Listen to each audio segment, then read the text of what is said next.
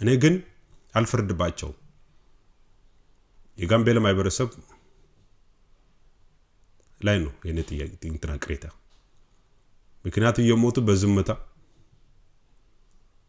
ነው ስራ ጀምሩ ሲባሉ ወደ ስራ ይሄዳሉ ሲገደሉ ወደ ቤታቸው ይመለሳሉ እንደገና ቢትገደሉ ተመለሱ ወደ ስራ ሲባሉ ወደ ስራ ይሄዳሉ ላጣቸው ወገኖቻቸው ፊት አይታገሉ ስለዚህ ጥሩ ስራ ነው የሰራችሁ ለማለት ፈልጌ ነው እና እንኳን እንደ ነባሩ ብሔረሰብ አልሆናቸው ምክንያቱም ነባሩ ብሔረሰብ ለማውጣት ከአውልቴ ጋር ነበር የተነጋገሩት እዛ አውልቴ አደባባይ ሄደው ጸሎት ሲያረጉና አይልም እንትና አይቻችኋለሁ ወደ ምክር ቤት ከመሄዳችሁ ልቅ ወደ አደባባይ ነው ሄዱት ከአውልቴ ጋር መነጋገር አውልቴ ምን አደረገ ማን ገደለ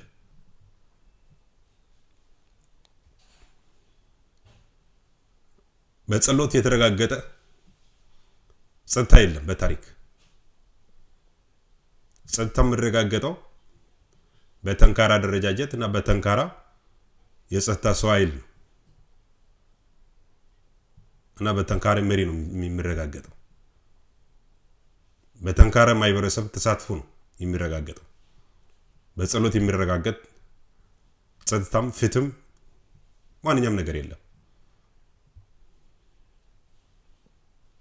ስለዚህ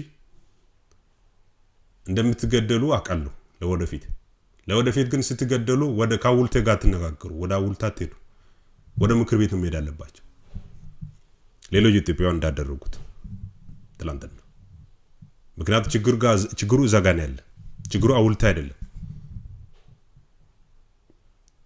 ችግሩ ደግሞ ፈጣሪም አይደለም የሰው ስራ ችግር ገዳዮች ይታወቃሉ ገዳዮችን የሚከላከሉ ሰዎች ይታወቃሉ ከገዳዮች ጋር የሚሰሩ አመራሮች ይታወቃሉ ግልጽ ናቸው ግን በፍርሃት ምክንያት ነው ማታጋልጧቸው ግልጽ ነው የጋምቤላ ችግር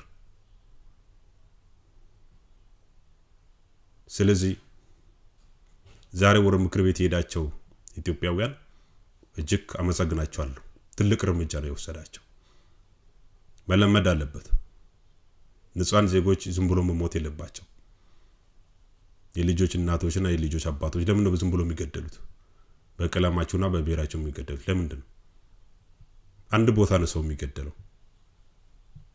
አቦልና መስመር ላይ ነው ብዙ ጊዜ ሰው የሚገደለውና ቦንጋ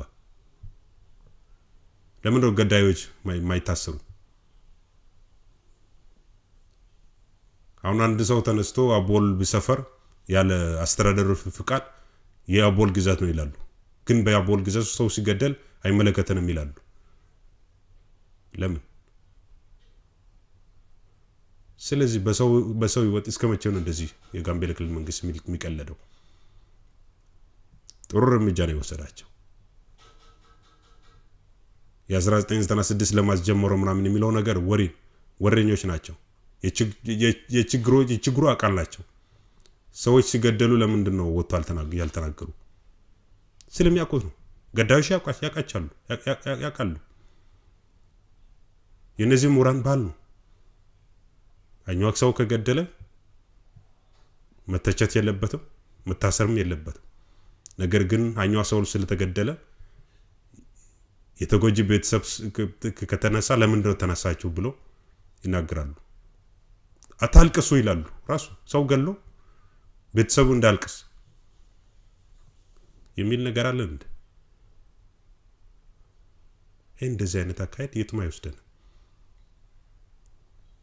እናንተ ሌሎች ኢትዮጵያውያን ኖሮች በየመንገዱ ሲገደሉ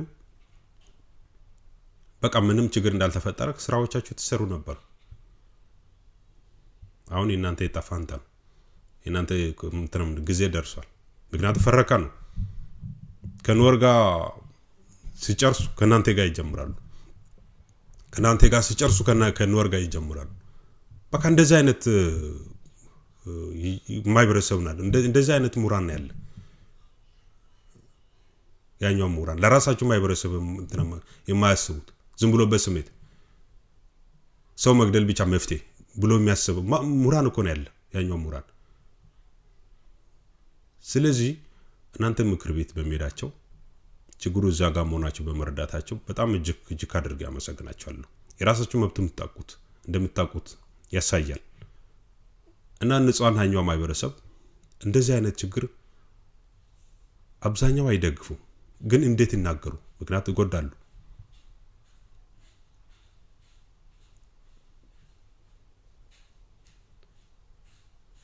ነገር ግን መናገር መለመድ መቻል አለባቸው። እነዚህ ሀኛው ማህበረሰብ ነፃ ከሆኑ በነፃ ቢሞቱ ይቻላል፣ ይናገሩ። ምክንያቱም ነገ የሚመጣ ጣጣ አይለዩአቸው። እንደ 96 የከፋ ሊሆን ይችላል፣ አይታወቅም። ስለዚህ በጥቂት ወንጀለኞች ምክንያት ለምን ደሞ ማህበረሰቡ የሚጎዳ?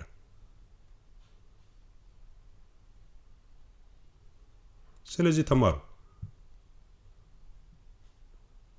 ከዚህ ፊተኛው ቁጥር ምን ያህል ነበር? ብዙ አልነበረም እንዴ? አሁን የት ሄደ? ግማሹ ሞተ፣ ግማሹ ስደተኞች ነው ያለ።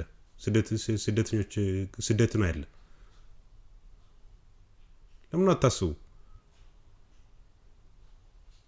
ከቀያቸው የተፈናቀሉ ስንታኛው አለ? ብዙ ናቸው።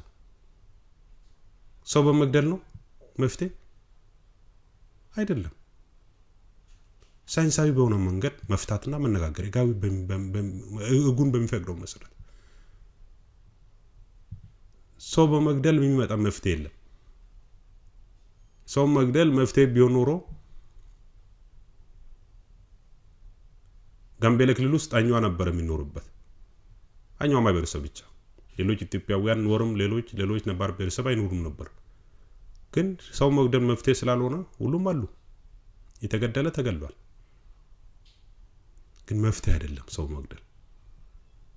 መፍትሄ መነጋገር፣ በፍቅር መኖር፣ ልዩነቶችን በፍቅር መፍታት ነው እንጂ መፍትሄ ሰው በመግደል አይደለም። ታንክ ዩ